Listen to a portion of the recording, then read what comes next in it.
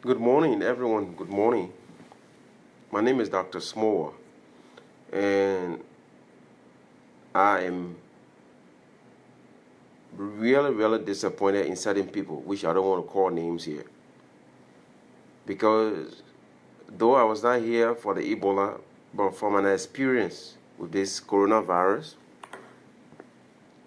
firstly, I want to encourage everybody to keep observing the instruction from the Ministry of Health, to keep washing their hands using hand sanitizer, and keeping a 6 feet distance in all public gathering.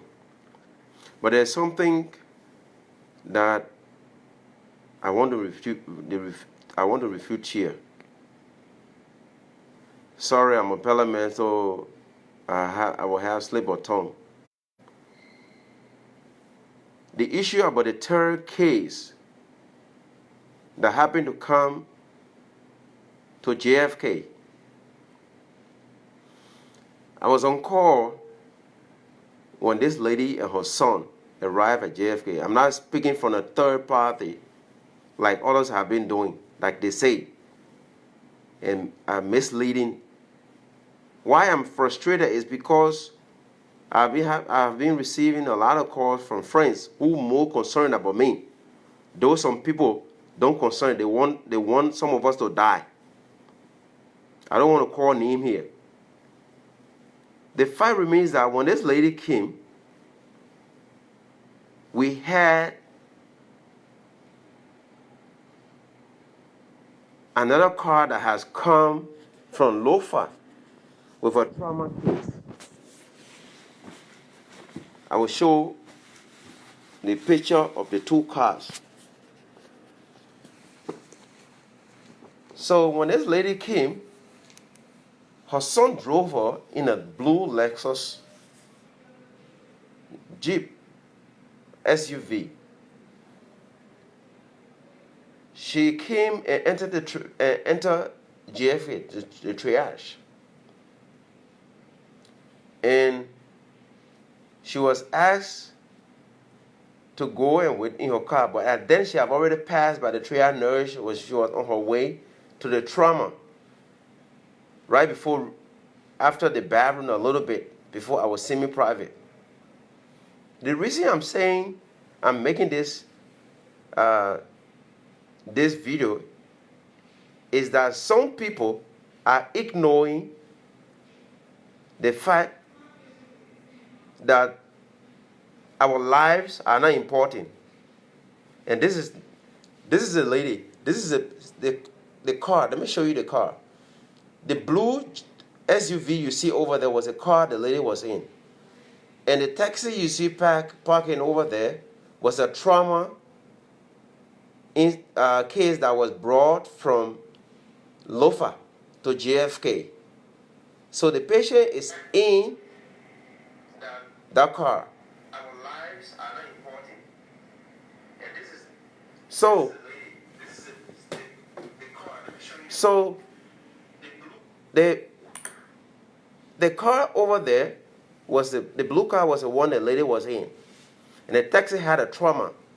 But before then, normally when the patients come, the relative come to ask the triage team to alert them that there is a patient. And the triage team goes there to see. But since this incident, we have asked our team to do the triaging of the patients outside. To do the triaging of the patient outside the triage before coming into the building. But the lady have already entered, was on her way to the trauma before she was intercepted by a nurse, an older nurse who have asked her to stay back. Because the two nurses that were in a triage, both of them were busy with the most critical case, which was a trauma, a man who had a leg fracture and he was severely septic when he arrived in the triage.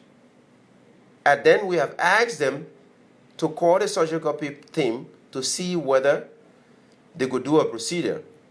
But because of the emergency, the patient was asked that there was no space and no one was operating, especially with the instruction that they can take the patient to a private facility.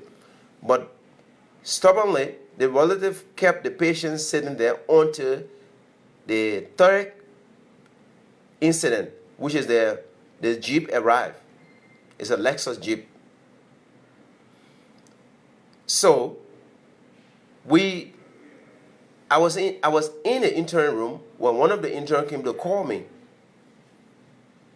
When I went there, the lady was already sitting in her car. But then, at which time we have asked the surveillance officer to come. She had a shield, a face shield like mine. She had a face shield like this. And she went to the car and asked the lady and gave the lady and her son 2 masks, nose masks to wear. Then we asked her to call the incident team so as to come, that she was a suspected case because she came with coughing and high fever. So because of that, the surveillance officer called. There was 2 persons, a lady and a guy who came from WHO. I think they was part of the team. They came and said, we advised them to wear proper masks. They just have a nose mask like mine when they're going to the lady. But our surveillance officer has a shield like this when she went to the lady car. Within our time, the team came with the ambulance, and they were in PPEs. They were well dressed up. So they came, we told them where the lady was. They went and instructed the lady should come in the ambulance. They escorted her in the ambulance, and we asked them to disinfect the bench on which the lady was lying down, to disinfect her car because her son was in her car, so her son had to drive with them. So when she came with a story that she went to a party with someone who came from Italy. And she came down with a fever, so she went to Asthma Medical, and she was treated for asthma, for CAP, community acquired pneumonia. And they said they were treating her also for asthma. So she was treated and discharged home. But she still was not responding. She went back there. It was upon that time, according to what this lady said, it was upon that time they told her to come to JFK to do her coronavirus test. So when she arrived, that was what transpired. But I was standing to the door, so there was a little distance. But when she entered, the surveillance officer brought her to use the bathroom. She enters the bathroom. Then the surveillance officer had already given her a mask. So she entered the bathroom. She used the bathroom, and she took her back to her car. Why I want to make thing clear here is that I'm hearing that the third case, everyone in the triage had PPEs. We had masks. I had masks. I didn't have PPE. Though I had over 10 feet distance from the lady. But I think it's wrong that someone will sit in an office and just make decisions and just fabricate things and think that it worked well. So I'm thinking that most of the death that caused during the Ebola time was because of this kind of thing. Because someone will sit down under the air cool and make decisions for a group of people. We've gone to a meeting. My question was, how? If the triage at a gate, because we have gone to a meeting, everyone were instructed that the patients coming into JFK should be triaged at the gate. But unfortunately, we didn't have, I think, just 1 or 2 nurses we had there. Everyone, it was the securities and other things that was there. No clinicians were there. So my question now was, how did this woman pass by the security at the gate with that high temperature, with the history of coughing, and was sent to the triage? So there was a breakdown at the gate, and which was very wrong. It was putting us at risk. What if we were thinking that, oh, this was just common pneumonia, this was asthmatic time we have gone that close to that lady and become infected. Then someone will sit down under the air condition and decide. Yeah, and decide. Bala, Dr. Bala, I mean, I just spray my hand just now because the mask is coming down. That's why. But I'm definitely observing it. Now I know. Thank you for your observation. So someone will sit in the office and say, no, do not try to fabricate things. Do not try to lie. When they were never around. We that were around, our life was at risk. The surgical team came and saw it. They thought that it was not fine for that car to be close to the patient, the suspect car. But someone came and said it was fabricating. Everyone in the triage had masks. Everyone in the triage had PPE. That's a lie. I can look in that person's face and say you are lying. Because you were never there. You were only given a second-hand story. So you should quote the person and say, according to what the surveillance officer told me, or according to what XYZ told me, this was what transpired. But you cannot come and make statement on behalf of a group of people. Today you're having position. Tomorrow you might not have it. If someone does that to you, it should be wrong. You don't risk people's life. And that was hurting me. And I went to a meeting. I raised my hand to ask these questions, and I was denied. Or because you felt you were the boss. I will not call name here. Because you felt you were the boss, so I was insignificant. I was totally ignored. That means my life is insignificant. That means I'm nothing. So if I die, I just be one of those dead. Come on. And this is how people died during the Ebola time. We thank God that this lady was handled professionally until the team came and told us. And surprisingly, only the next day, her result came out that she was the 3rd patient. Now it's like we can't trace her contacts. So I'm in support of what the government had done to shut it down the airport, asking people, to reduce number of passengers in the car, asking people, the keke, to reduce the number of passengers in a tricycle, and that of asking people to reduce the passengers on a motorbike, and asking people to observe the 6 feet distance. But then, we that on the field, we need not to be. This is the politicians will sit in the offices and make crappy statements. The people sit under the air condition, they will make statements that is not fine for us. At the end of the day, we are the ones that are coming to face these diseases. It will not be politicians that will go sit down politician that will go and sit down in a triage, or go sit down in a emergency room. But when you have people ignoring you, when they see you, it hurts. Someone see you and I pretend like they have never watched you, or they have never seen you, and saying that, we didn't have the doctors, we didn't ignore them. We ourselves, we are doctors, we didn't ignore them. When the fact is there that this disease can only be fought with the collaboration of everybody, the doctors, the nurses, the hospital staff, because we are at the battlefront.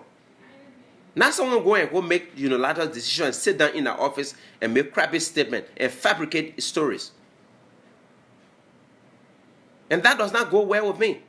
It's bad, and it should stop. You can't endanger people's life. That day I have just left the house and I went to collect my kids. Whatever I have gone close to this lady or I have touched something and her contacts, because people went around her, I'll be now quarantined. I'll be sitting in a quarantine center doing nothing. When someone is passing around because they want to gain political points and making crappy fabricated statement, that's wrong. And I want this to claim the attention of the Minister of Health, that the stories that they are giving her, some of it are lies. I want this to claim the attention of the Enfield boss, to say, don't just quote, send your team. And if someone is quoting from somebody, let it be investigated. I want it to claim the attention of the president, that some people are just eating free money, they're sitting there. Because if they were properly working, they will put system. The system was broken down that day. It was God that saved us. Then by this time we'll be part of this the quarantine team. Yeah, because that system was broken down. And even if you go to the gate, the 6 feet is not being observed, and that need to be revisited. It's not just talking; it's doing action. I made this short video because I was pissed off by saying some of our lives are raised and we are being ignored. I'm hearing that names were sent, Enfield call. So some of us, the assistant supervisor for the emergency department, I was ignored by one high up, because she feels that maybe I'm anti. I'm not. My life is important in as much as I work with JFK. My life is important like the way your life is important. And this have to stop. I have bought this for quite a long time. And this should not be continuing. You don't ignore somebody when you work with them like I don't exist. I do exist. And if this continue, I think the house or the authority have to know about this.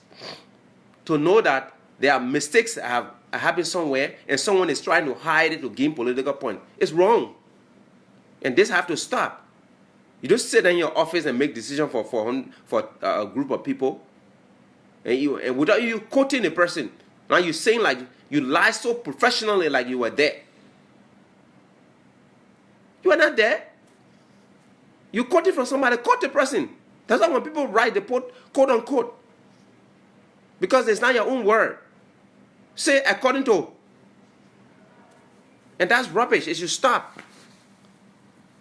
This have to clean the attention of the Minister of Health to know that if she's in her office and those kind of things come up, she needs to send a team. I'm quite sure she will want to find out what is it. The president too, when he's been hearing this kind of thing, he needs to actually confirm if these things are factual. Because Enfield boss went online and just on the media and said that according to, he made that clear, according to our surveillance team, that the people in the triage, the nurses and the doctors are in the triage, they were all in PPE, they had masks or something. They kept 6 feet distance. And nobody was there. Because what? Someone have gone and fabricated things and just sent it. So you are reading it. Now our life are at risk. But because some people hearing that, oh, this risk benefit is coming. So they want, and I click to benefit. I'm not interested in the money part. I work I work with passion. You don't have to like me. But I work with passion. Everywhere I go, people, anywhere where it is. I might not be the brilliant, the most smartest doctor on earth, but I work with passion. Yeah? When you sit in your office and make decisions for a few people, that's why it end up. When systems are broken down, that's how it end up being. And this has to stop. It has to stop. You can't risk people's life. This is the pandemic they're talking about. This is a disease that have broken countries down. This is a disease that have brought bigger nation to their feet. Then you are here playing politics with it. Because you want to gain political points. sorry, I have to stop here because I'm mad for being somewhere and someone is so much looking in my face and ignoring me. We went to a meeting. I raised my hand, and I was ignored, like to say I don't exist. I want to keep talking and all this thing. Bye bye, and let all of us keep the 6 meter distance so that at least we'll stay safe. Goodbye and God bless you.